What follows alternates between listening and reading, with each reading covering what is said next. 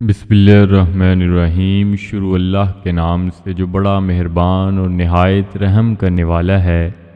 گروتھنگ channel دیکھنے والے معزز ناظرین کو السلام علیکم۔ اگر کوئی شخص حضرت محمد صلی اللہ علیہ وآلہ وسلم کو خواب میں دیکھے تو سب غموں سے راحت پائے، قرض سے سرخرو ہو جائے، قیدی ہو تو نجات پائے، دہشت ہو تو امن پائے، قحط و تنگی دور ہو جائے۔ حضرت ابو ہریرہ رضی اللہ تعالیٰ عنہ نے کہا کہ میں نے رسول خدا صلی اللہ علیہ وآلہ وسلم سے سنا ہے، جس نے مجھے خواب میں دیکھا اس نے حق دیکھا، کیونکہ شیطان میری صورت نہیں بن سکتا، اور جو کوئی مجھے خواب میں دیکھے گا غم نہ دیکھے گا تو عجب نہ کرو، میری زیارت کی طویل زیادہ تر سفارت آخرت ہے۔ اگر آپ کے خواب ترش دیکھا جائے تو یہ سستی دین اور اس ملک میں بدعت کے ظاہر ہونے کی دلیل ہے،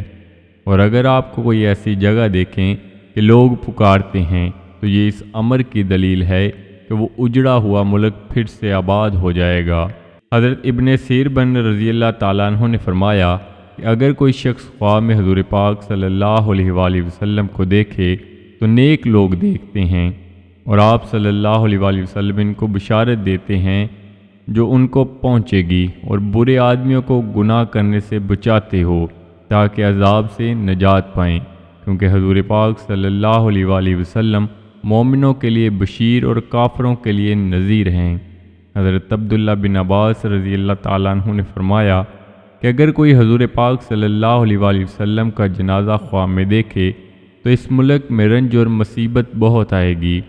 اور اگر جنازہ کے پیچھے جاتا دیکھے تو یہ خواہش اور بدعت کی دلیل آئے گی، اور اگر آپ کو دیکھ کر صرف زیارت کی تو یہ مال اور نعمت اور ولایت پانے کی دلیل ہے،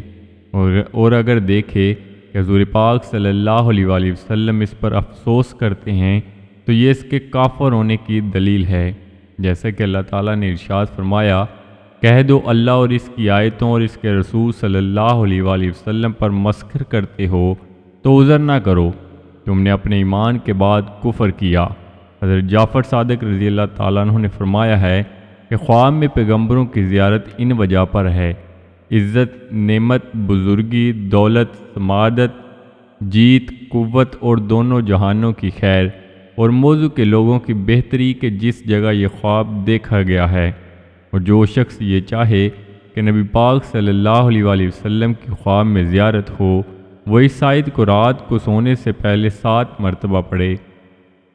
انشاءاللہ ضرور تمنا پوری ہوگی۔ اللہ پاک سے دعا ہے کہ اللہ پاک ہم سب کو حضور پاک صلی اللہ علیہ وآلہ وسلم کی زیارت نصیب فرمائے اور صراط مستقیم پر چل کر زندگی بسر کرنے کی توفیق عطا فرمائے، آمین۔ مزید اسلامک ویڈیوز کے لیے چینل کو ضرور سبسکرائب کر لیں اور ساتھ لگے بیل آئیکن پر لازمی کلک کر دیں تاکہ مستقبل میں اپلوڈ ہونے والی ایسی اسلامک ویڈیوز آپ تک بر وقت پہنچتی رہیں۔